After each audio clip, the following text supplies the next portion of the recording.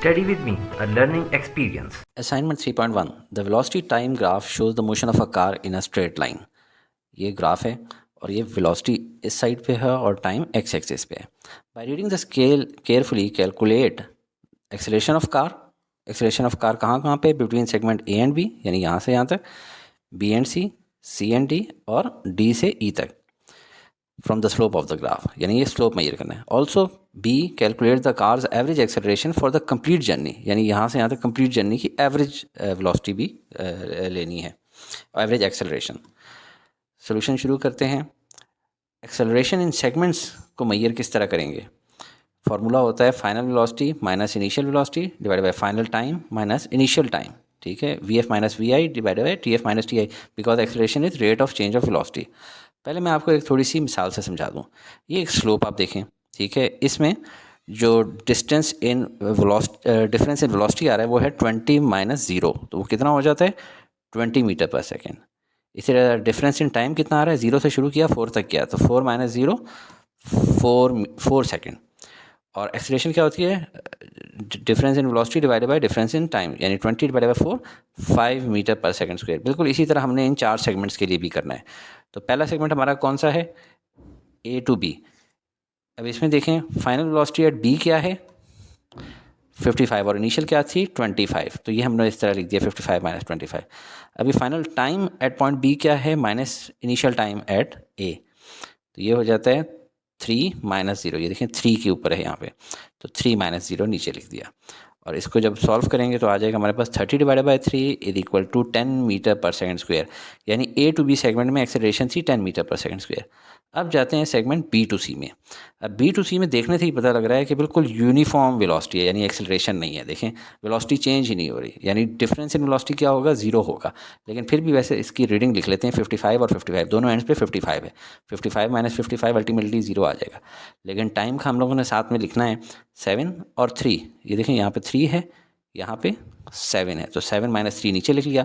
ऊपर आ जाएगा 0, नीचे 4, आंसर आ जाएगा 0 metre per second square. Coming over to segment C to D. इसमें देखें फाइनल वेलोसिटी कितनी है? 10 और इनिशियल वेलोसिटी क्या थी? 55, यानी 10 माइनस 55 अब आप लिखेंगे. और टाइम के बारे में देखें तो 10, ये देखें 10 सेकेंड और शुरू किया था 7 सेकेंड से, तो 10 माइनस 7. अब इसको सॉल्व करेंगे, ऊपर आ जाएगा माइनस 45, नीचे 3. इसको फर्दर सॉल्व किया minus 15 metre per second square. आपकी बुक में आंसर गलत है, ये करेक्ट आंसर है. अब आ जाते हैं सेगमेंट डी टू ई की तरफ. अब इसमें देखें फाइनल वेलोसिटी क्या हो चुकी है? 0. और उससे पहले टाइम क्या था? इनिशियल टाइम, इनिशियल वेलोसिटी वो थी 10. तो 10 माइनस 0 माइनस 10, क्योंकि फाइनल 0 है, उससे पहले 10 थी, 0 माइनस 10. और टाइम के केस में जाए तो टाइम 16 सेकंड तक चला गया है, कहाँ से बढ़ के? 10 से. तो 16 माइनस 10, तो ऊपर आ जाएगा माइनस 10, नीचे 6. इसको सॉल्व करेंगे, आंसर आ जाएगा minus 1.67 metre per second square acceleration इस सेगमेंट में. ये तो आ गई फर्दर. अब हम लोगों को चाहिए पार्ट बी में calculate the cars average acceleration for complete journey. तो फार्मूला वही है, सिर्फ चूज़ करना है इधर से लेकर यहाँ तक, इस पॉइंट, इन 2 पॉइंट्स को. तो फार्मूला वही दोबारा एक दफ़ा लिख देंगे, V E minus V A divide by T E minus T A. और इनकी वैल्यूज अगर लिखें वेलोसिटीज़ की तो 25 पहले इनिशियल था और ख़त्म हो रहा है 0 पे, तो 0 माइनस 25, यानी final velocity minus initial velocity. इसी तरह टाइम देखें 0 से जाके 16 तक जा रहे हैं, तो 16 माइनस 0. सॉल्व करेंगे minus 25 divide by 16 is equal to minus 1.6 metre पर सेकेंड स्क्वायर. यहाँ पे हमारी एवरेज एक्सेलरेशन रही है.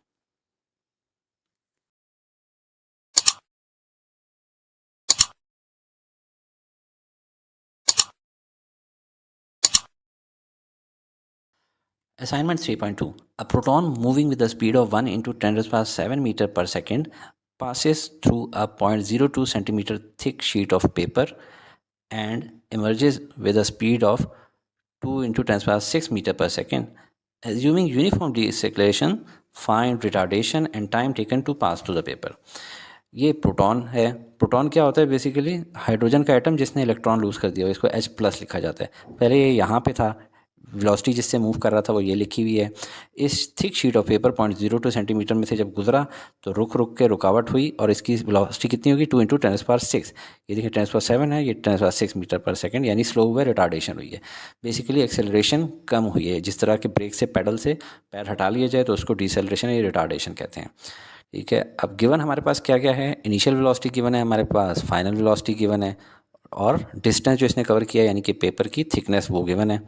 फाइंड हमने क्या करना है, रिटार्डेशन ए और time taken T. Solution start करते हैं। सबसे पहले आपने 3 इक्वेशन ऑफ मोशन लिख लेनी है राइट साइड पे, जो कि मैं आपको पिछले क्वेश्चंस में भी बता चुका हूँ। अब आपने देखना है कि हमें क्या चीज़ रिक्वायर्ड है, रिटार्डेशन ए चाहिए। अगर हम लोगों ने ए मालूम करना है तो अब देखें इस इक्वेशन के अंदर क्या बाकी सारी चीज़ें मौजूद हैं। हाँ, फाइनल वेलोसिटी भी हमारे पास मौजूद है, इनिशियल वेलोसिटी भी मौजूद है और टाइम नहीं मौजूद। ज़्यादा ये इक्वेशन ऑफ मोशन नहीं यूज़ हो सकती इस काम के लिए, एक्सेलरेशन मालूम करने के लिए। सेकंड इक्वेशन ऑफ मोशन में जाएं तो एक्सेलरेशन मालूम करने के लिए हमारे पास देखें टाइम भी नहीं है और एक्सेलरेशन बताते खुद भी नहीं है, लिहाजा ये इक्वेशन ऑफ मोशन भी यूज़ नहीं हो सकती। थर्ड इक्वेशन ऑफ मोशन में आएँ तो एक्सेलरेशन हम लोगों ने मालूम करनी है, इसके अलावा तो ऐसी कोई चीज़ नहीं है जो कि मालूम ना हो। देखें डिस्टेंस भी हमें मालूम है, फाइनल वेलोसिटी भी मालूम है, इनिशियल वेलोसिटी भी मालूम है, तो ये इक्वेशन ऑफ मोशन हम लोग यूज़ करते हैं और इसको हम लोग यहाँ पे सोल्यूशन में अपने लिख लेते हैं। अब एक्सेलरेशन मालूम करनी है तो v² - vi² divide by 2s कर लेंगे हम लोग और इसके अंदर वैल्यूज़ पुट इन कर देंगे। ठीक है, ये vf की वैल्यू पुट इन कर दी, ये vi की और ये s की। अब देखें स्क्वायर है तो स्क्वायर को ओपन करना हो तो 2 का स्क्वायर तो 4 होता है, 10⁻6 का स्क्वायर क्या होता है, 6 को मल्टीप्लाई कर देते हैं 2 से। ठीक है, तो ये हो जाएगा 10⁻12, 4 × 10⁻12। इसी तरह ये 1 का स्क्वायर 1 हुआ और 10⁻7 का स्क्वायर यानी 7 मल्टीप्लाई बाई 2 तो 10⁻14। नीचे 2 मल्टीप्लाई बाई 2 4 × 10⁻4। अब देखें जब भी इस तरह की पावर्स वाले क्वेश्चंस को ऐड या सब्ट्रैक्ट करना हो तो आपने उसकी पावर्स को सेम करना होता है। तो इसको तो हम बढ़ा के 14 कर नहीं सकते, इसको कम कर लेते हैं, इसको हम लोग लिख देते हैं 10⁻2 मल्टीप्लाई बाई 10⁻12। तो 10⁻2 मल्टीप्लाई बाई 10⁻12। अभी देखें ये वाली पावर इक्वल आ गई हैं, लेकिन इस 10⁻2 को हम लोग खोल के 100 लिख देते हैं, 100 लिख दिया। ठीक है, अब 10⁻12 कॉमन हो जाएगा इन दोनों में से और बाकी क्या बच जाएगा 4 - 100 यानी 4 - 100 इंटू 10⁻12, 4 - 100 इंटू 10⁻12। अब इसको सॉल्व करेंगे तो हमारे पास आंसर आ जाएगा -96 डिवाइडेड बाई 4। अब 4 1 ज़ा 4 है और 4 24 ज़ा 96 होता है। अब हमारे पास जो चीज़ रहेगी है वो है -24 इंटू 10⁻12 और इनके नीचे क्या है 10⁻4। ये -4 ऊपर जाएगा तो क्या हो जाएगा +4, तो 10⁻16 हो जाएगा। -24 इंटू 10⁻16। इसको साइंटिफिक नोटेशन में लिख देंगे तो हो जाएगा 2.4 इंटू 10⁻17, -2.4 इंटू 10⁻17 और ये हमारे पास एक्सेलरेशन है, यूनिट इसकी होती है मीटर पर सेकंड स्क्वायर। तो ये पहला पोर्शन हमारा सॉल्व हो गया। अब सेकंड पार्ट की तरफ हम लोगों ने जाना है, टाइम टेकन टी। ठीक है, तो उसके लिए आप देखें कि हम लोग कौन सी इक्वेशन ऑफ मोशन यूज़ करेंगे। ये देखें एक्सेलरेशन हमारे पास आ चुकी है, अब vf vi पहले ही थी, सिर्फ टाइम रह गया, तो ये इक्वेशन ऑफ मोशन हम लोग यूज़ करते हैं। इस इक्वेशन ऑफ मोशन को देखें तो ये भी यूज़ कर सकते हैं, लेकिन ये कॉम्प्लिकेटेड होगी, लेंथी होगी, क्योंकि इसमें स्क्वायर भी करना पड़ रहा है, टी का 2 जगह पे टी लिखा हुआ आ रहा है, तो इसी को यूज़ करते हैं। First equation of motion vf = vi + at। अब हम लोगों ने t मालूम करना है तो vi उधर ले जाएंगे, vf - vi divided by a हो जाएगा, तो टाइम हो जाएगा vf - vi divide by a। इनमें वैल्यूज़ पुट इन कर देते हैं, final velocity minus initial velocity divide by acceleration. दोबारा वही सवाल है, जब प्लस माइनस आए और उसमें पावर्स हों 10 की तो उनके पावर्स को पहले इक्वल करना होता है। 6 को बढ़ा के 7 तो नहीं कर सकते, 7 को कम करने के लिए हम क्या करेंगे, एक 10 अलग लिख देंगे और एक 10⁻6 लिख देंगे।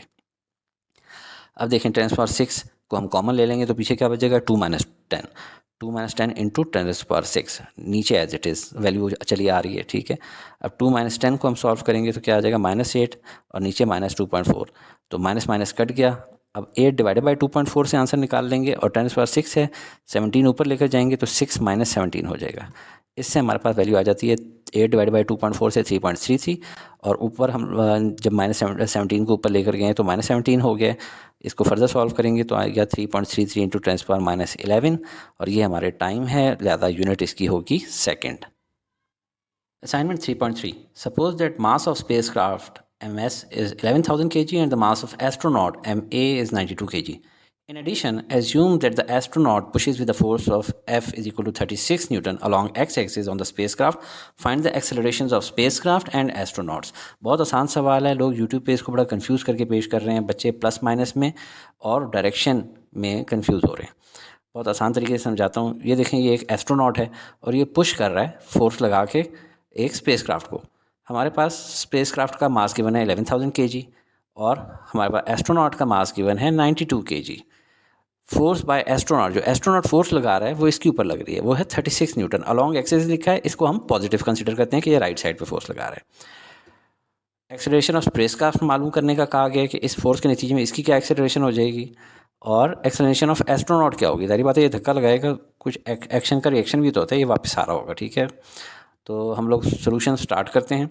सबसे पहले थर्ड लॉ जो है न्यूटन का, वो क्या कहते हैं कि for every action there is an equal and opposite reaction. तो ये फोर्स लगा रहा है 36 न्यूटन की, तो ये भी इसके ऊपर 36 न्यूटन की फोर्स लगाएगा, लेकिन लेफ्ट साइड पे, यानी कि नेगेटिव एक्स एक्सिस पे।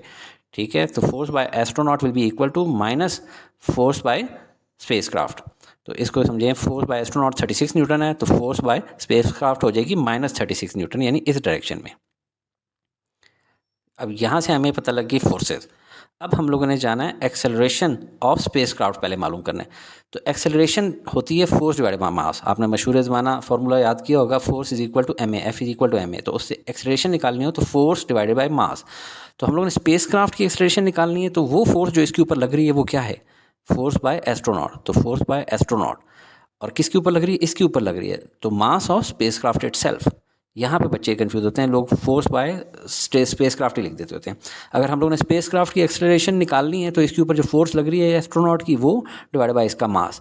तो इसको आप करेंगे 36 डिवाइडेड बाय 11,000। इससे हमारे पास वैल्यू आ जाती है 0.0033 मीटर पर सेकेंड स्क्वायर, और ये इस डायरेक्शन में एक्सेलरेशन होगी, राइट साइड पे। अब हम लोगों ने निकालनी है एक्सेलरेशन एस्ट्रोनॉट की। ठीक है, तो वो होगी फोर्स जो इसके ऊपर लग रही है डिवाइडेड बाय इसका मास। तो फोर्स इसके ऊपर जो लग रही है वो -36 न्यूटन है, डिवाइडेड बाय इसका मास 92 है। तो ये -36 divided by 92 is equal to -0.39 metre per second square, यानी कि नेगेटिव शो कर रहा है कि ये नेगेटिव एक्स एक्सिस की डायरेक्शन में इसके ऊपर एक्सलेशन हो रही है। सारी बात है, इसने फोर्स इस साइड पे लगाई थी पॉजिटिव, लेकिन इसके ऊपर रिएक्शन इस साइड पे आया, तो ये इस साइड पे मूव करना शुरू कर देगा, इस साइड पे एक्सेलरेट करेगा।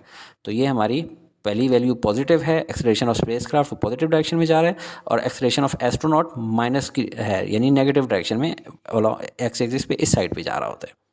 उम्मीद है आपको ये समझ आ गया होगा। Assignment 3.4. A girl of mass 48 kg is rescued from a building fire by leaping into a firefighter's net. The window from which she leapt was 12 meters above the net. She lands in the net so that she is brought to a complete stop in 0.45 seconds. During this interval, what is her change in momentum? B. Impulse on the net due to girl. C. Average force on the net due to girl. तो इसको diagram से समझें। ये एक building है और ये लड़की एक मंजिल से छलांग लगा रही है अपने आप को बचाने के लिए, और ये नीचे फायर फाइटर मौजूद हैं अपना नेट लेके। ये जब जंप करती है तो 12 मीटर की ऊंचाई है नेट से लेकर उस जगह तक जहाँ पे ये खड़ी थी, और जब आके नेट को टकरा जाती है उसके बाद 0.45 सेकंड्स का टाइम लगता है जिसमें ये रुक जाती है। और जो तीनों क्वेश्चंस हमसे पूछे गए हैं, change in momentum, impulse on the net और एवरेज फोर्स, ये तीनों इस 0.45 सेकंड्स के हैं। लेकिन ये जो पहला फेज़ है जिसमें ये स्टार्ट से जंप लगाती है जब इनिशियल वेलोसिटी 0 होती है, और यहाँ पे आके जब टकराने लगती है जो फाइनल वेलोसिटी होती है, उसकी हमें ज़रूरत पड़ेगी इस फेज़ 1 से। आए शुरू करते हैं। ये फेज़ 1 होगा और इसको हम कह देंगे फेज़ 2। तो गिवन हमारे पास क्या क्या है, मास ऑफ गर्ल 48 kg है, हाइट ऑफ बिल्डिंग जो है S is equal to 12 metre है फ्रॉम द नेट, और time T is equal to 0.45 second. ये इस सेकंड फेज़ का जब इससे टकरा जाती है तो इतनी देर में ये रुक जाएगी। 3 हमसे सवाल पूछे गए, ये फेज़ 2 के मुतालिक हैं तीनों सवाल के। Change in momentum delta P क्या है, इम्पल्स ऑन द नेट जे क्या है यहाँ पे, average force on the net F average क्या है। सवाल शुरू करने से पहले मैं आपको कुछ फार्मूलाज दिखा दूं। मोमेंटम पी का होता है मास इनटू वेलोसिटी, तो चेंज इन मोमेंटम क्या होगा, final velocity, final momentum minus initial momentum, यानी mvf माइनस mvi। इसी तरह इम्पल्स का formula J is equal to force into delta T. और अब देखें इम्पल्स की यूनिट क्या होगी, न्यूटन सेकंड, क्योंकि ये आगे इस्तेमाल होनी है इसलिए अभी से बता दूँ, इम्पल्स की यूनिट होगी न्यूटन सेकंड। और इम्पल्स का ही दूसरा फार्मूला होता है चेंज इन मोमेंटम, या डेल्टा पी के बराबर भी होता है। और तीसरा फार्मूला उसका होता है F average multiply by delta T. तो इनमें से कोई इस्तेमाल हो सकते हैं, लिहाजा शुरू में आपने ऐसी चीज़ें अपने साइड पे लिख लेनी है। हमें क्या चाहिए, पहला क्वेश्चन है change in momentum, delta P is equal to, यहाँ से जिस तरह निकाला mvf माइनस mvi। अब इसमें हमारे पास क्या चीज़ नहीं है, वी आई इनिशियल वेलोसिटी नहीं है इसमें। क्यों? देखें, फाइनल वेलोसिटी हमें पता है ये लड़की आखिर में रुक जाएगी, तो फाइनल वेलोसिटी क्या हो जाएगी? ज़ीरो हो जाएगी। मास हमें गिवन है, ये वाला मास भी गिवन है, लेकिन जब ये यहाँ से ऊपर से इधर आई है और यहाँ टकराने लगी थी, तो फर्स्ट फेज़ की फाइनल वेलोसिटी इस सेकंड फेज़ की इनिशियल वेलोसिटी बन जाती है, जो कि हमें नहीं पता। तो ये हमें मालूम होना चाहिए, तब हम डेल्टा पी मालूम कर सकते हैं। लिहाजा अब हम फर्स्ट फेज़ से इनिशियल वेलोसिटी निकालनी है, जिसके लिए हम 3 इक्वेशंस ऑफ मोशन का इस्तेमाल करते हैं। अब इसमें देखें कि इसमें इस फेज़ के लिए तो फाइनल वेलोसिटी है ये, तो फाइनल वेलोसिटी हम किस किस इक्वेशन ऑफ मोशन से ढूंढ सकते हैं? फर्स्ट इक्वेशन ऑफ मोशन से ढूंढ सकते हैं ना, लेकिन फर्स्ट इक्वेशन ऑफ मोशन में V F equal to V I plus A T, यहाँ का टाइम नहीं गिवन, पहली फेज़ का टाइम नहीं गिवन, तो first equation of motion use नहीं हो सकेगी। सेकंड इक्वेशन ऑफ मोशन में देखें, इसके हिसाब से इनिशियल वेलोसिटी तो गिवन है, फाइनल वेलोसिटी का कुछ अता पता ही नहीं है, लिहाजा second equation of motion use नहीं हो सकती। थर्ड इक्वेशन ऑफ मोशन में फाइनल वेलोसिटी जो हम मालूम कर सकते हैं, जी कर सकते हैं। एक्सेलरेशन हमें गिवन है, हाँ 9.8 metre per second square. S हमें गिवन है, हाइट यानी 12 मीटर। वी आई क्या है, यहाँ पे जब लड़की खड़ी हुई थी तो 0 मीटर पर सेकंड। तो यस, ये इक्वेशन हम लोग मालूम कर सकते हैं, इससे वी एफ स्क्वायर निकल सकता है। तो हम लोग इस इक्वेशन को चेंज करके लिखेंगे 2gh is equal to V F square minus V I square. 2gh D G क्यों, एक्सेलरेशन की वैल्यू जी के बराबर है, और h क्यों, डिस्टेंस हाइट है। अब इनके अंदर वैल्यूज़ पुट करते हैं, 2 multiply by 9.8 multiply by 12 is equal to V F square minus V I square 0। V I क्या था? 0। जब इनिशियल, ये फेज़ 1 की बात हो रही है, फेज़ 1 में इनिशियल वेलोसिटी 0 थी। इससे वी एफ स्क्वायर हमने निकाला तो आ गया 235.2, स्क्वायर रूट लेंगे दोनों तरफ का, तो वी एफ की वैल्यू आ जाएगी 15.34 मीटर पर सेकेंड। लड़की यहाँ से 0 मीटर पर सेकेंड थी, फर्स्ट फेज़ जब ख़त्म होने लगा, इससे टकराने लगी, तो इसकी वेलोसिटी थी 15.34 मीटर पर सेकेंड। और अब जब सेकंड फेज़ शुरू होना है तो यही वी एफ इसकी वी आई बन जाएगी। ठीक है, ये वी एफ इसकी वी आई बन जाएगी, और इसी को हम लोग इस तरह लहजा से लिख लेते हैं। और जो हम लोगों के पार्ट जो 2 जो है, जिसमें चेंज ऑफ मोमेंटम हमने मालूम करना है फेज़ 2 के लिए, इस फार्मूले में वी आई को यूज़ करेंगे। तो delta P is equal to M bracket में V F minus V I, क्योंकि एम कॉमन ले लिया।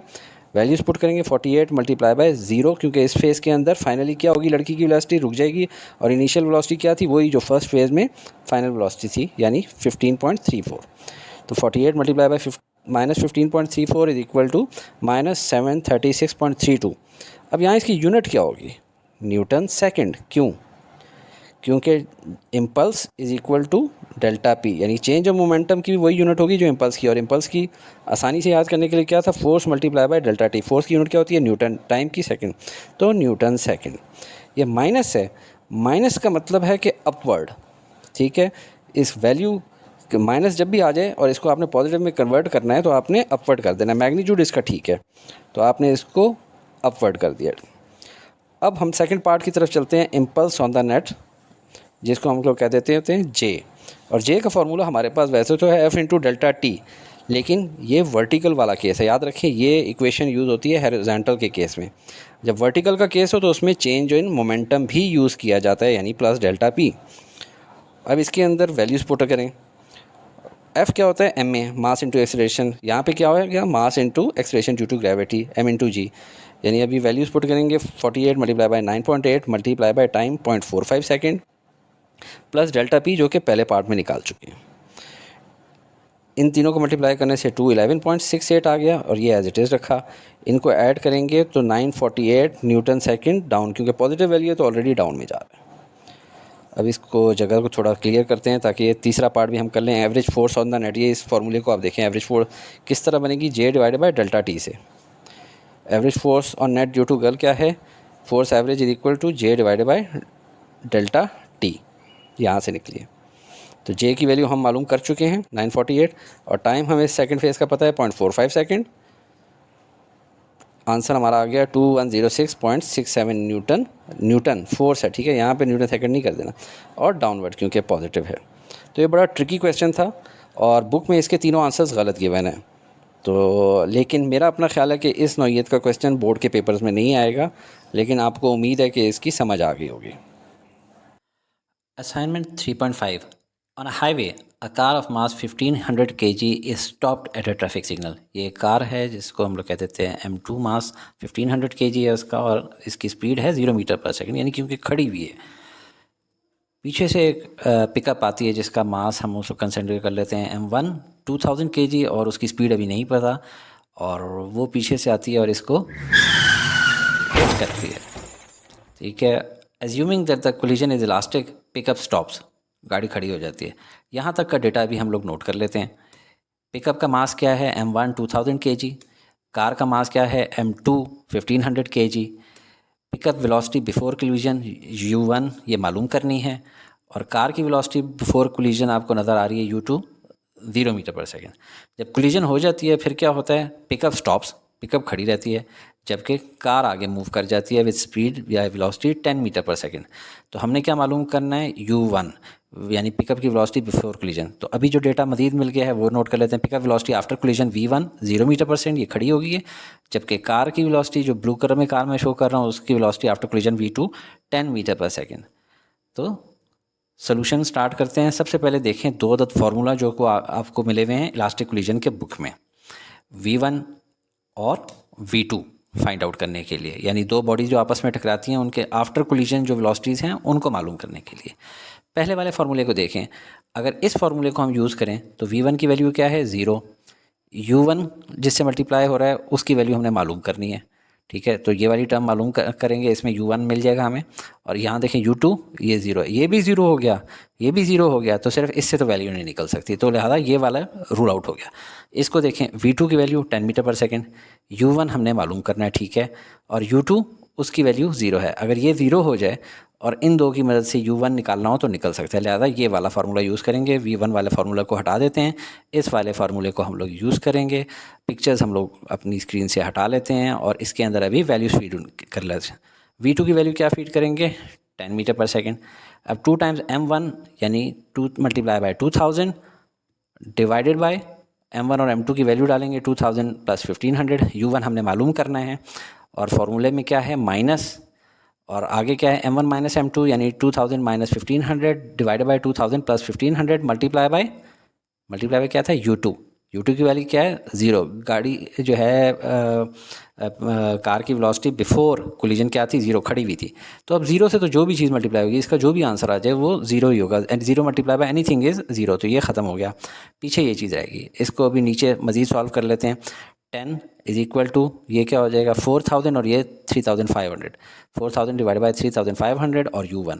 अब U1 की वैल्यू निकालनी है तो हम लोग 3500 मल्टीप्लाई बाई 10 डिवाइडेड बाई 4000 हो जाएगा, तो उससे आ जाएगी वैल्यू हमारे पास 8.75 मीटर पर सेकेंड। यही आपकी बुक का आंसर है इन मीटर पर सेकेंड। बहुत सारे लोगों ने इसको रॉन्ग सॉल्व किया हुआ है, यूट्यूब में तकरीबन मोस्टली लोगों ने इसको रॉन्ग सॉल्व किया हुआ है। ये इसका सही आंसर और बुक में सही आंसर गिवन है, ये है मीटर पर सेकंड में। हमें अगर वो कह दे किलोमीटर पर आवर में मालूम करें तो क्या प्रोसीजर है, किलो मीन्स 1000, यानी अगर इसको 1000 से मल्टीप्लाई करना है तो डिवाइड भी 1000 से करना होगा। ठीक है, 8.75 के साथ अगर k लिख दें यानी 1000 लिख दिया तो नीचे भी क्या हम लोग डिवाइड किससे करेंगे 1000 से। अब 8.75 डिवाइड बाई 1000 करें तो क्या बन जाता है 0.00875 किलोमीटर पर सेकंड। ये किलोमीटर पर सेकंड में आ गया, अभी हमने सेकंड को नहीं छेड़ा। आप देखें 1 घंटे में कितने सेकंड होते हैं 3600 सेकंड्स होते हैं, यानी नीचे अगर आप 1 आवर लिख देते हैं यानी आवर लिख देते हैं तो इसका मतलब है 3600 लिखा है आपने, 1 आवर 3600 के बराबर होता है। तो अगर नीचे आवर लिख देते हैं तो ऊपर भी किससे मल्टीप्लाई करेंगे यहाँ पे 3600 से। तो इसी तरह हम लोग कर लेते हैं, नीचे आवर लिख लिया और ऊपर 3600 से मल्टीप्लाई भी कर लिया, तो इससे हमारी वैल्यू आ जाती है 31.5 किलोमीटर पर आवर, और यही आपकी बुक का आंसर है। Assignment 3.6 At Arbab Niaz Cricket Stadium, Peshawar, a batsman hits the shot at initial velocity of 28 meter per second. If the boundary is 72 meter from the batsman, will the ball cross the boundary for a 6? If the angle with the horizontal is 30 degree, 45 degree, 70 degree, ignore a resistance. ये अरबाब न्याज cricket stadium आप समझ लें, और ये batsman देख लें कि एक एंड पे खड़ा हुआ है। अगर ये इनिशियल वेलोसिटी जिससे बॉल को हिट लगाता है वो है 28 मीटर पर सेकंड, तो ये जो बॉल है सवाल ये है क्या ये बाउंड्री पार कर जाएगी जो 72 मीटर के फासले पे है। और कहा गया है कि अगर बैट्समैन जो है विद द हॉरिजॉन्टल एंगल कितने का बना रहा है 30 डिग्री का या 45 डिग्री का या 70 डिग्री का, तो इनमें किस केस में बाउंड्री पार कर जाएगा। याद रखें ये सवाल है प्रोजेक्टाइल मोशन का, और इसमें हमारे पास गिवन है इनिशियल वेलोसिटी 28 मीटर पर सेकेंड और बाउंड्री यानी कि जो डिस्टेंस गिवन है 72 meter. For angle θ1, θ2, θ3 3 angle given है जिसके लिए हम लोगों ने रेंजेस फाइंड आउट करनी होंगी। सोल्यूशन की तरफ आते हैं, लेकिन पहले आप प्रोजेक्टाइल मोशन के वो 3 फार्मूलाज देख लें जो आपकी बुक में गिवन है, टाइम ऑफ फ्लाइट का, हाइट का और हॉरिजॉन्टल रेंज का। यहाँ हमें ज़रूरत है हॉरिजॉन्टल रेंज की। याद रखें ये तीनों फार्मूले बहुत ही एक जैसे दिखने में लगते हैं। यहाँ पे देखें V0 है, यहाँ पे V0 स्क्वायर है, यहाँ पे साइन स्क्वायर है, V0 स्क्वायर है, तो इनको अच्छे से आपने रटा लगा लेना है। कभी कभार एग्जामिनर्स क्वेश्चंस में ये चीज़ें नहीं देते, तो ये आप देख लें कौन सा हमारा फार्मूला लगेगा रेंज का, तो इसको हम लोग यहाँ पे लिख लेते हैं। अब हम लोगों ने 3 रेंजेस फाइंड आउट करनी है, θ1 30 डिग्री के लिए, θ2 45, θ3 70 डिग्री के लिए। तो पहली रेंज हम 30 डिग्री के लिए फाइंड आउट करते हैं। रेंज जब 30 के लिए फाइंड कर रहे हैं तो इस फार्मूला में थीटा की जगह 30 आ जाएगा और V0 की जगह हम लोगों ने लिख दिया 28, G की जगह 9.8 और यहाँ पे 2 × 30 साइन 60 हो गया। अब 28 का स्क्वायर ओपन करते हैं तो वो आ जाता है 784, साइन 60 की वैल्यू 0.866 और 9.8 एज इट इज़। इसको कैलकुलेटर की मदद से सॉल्व करेंगे तो हमारा आ जाता है 69.28 मीटर। तो ये बाउंड्री से थोड़ा पहले बॉल रुक जाएगी। नेक्स्ट रेंज जो है वो 45 डिग्री के एंगल के ऊपर मेजर करनी है, तो साइन 2 45। अब याद रखें कि 45 डिग्री का एंगल का आपने बुक में पढ़ा हुआ है, जब 45 डिग्री है वो मैक्सिमम रेंज उसके ऊपर अचीव की जा सकती है, और यानी कि यही हमारा पॉसिबल आंसर होगा। अगर बाउंड्री उसने क्रॉस करनी है तो इसी एंगल पे करेगा।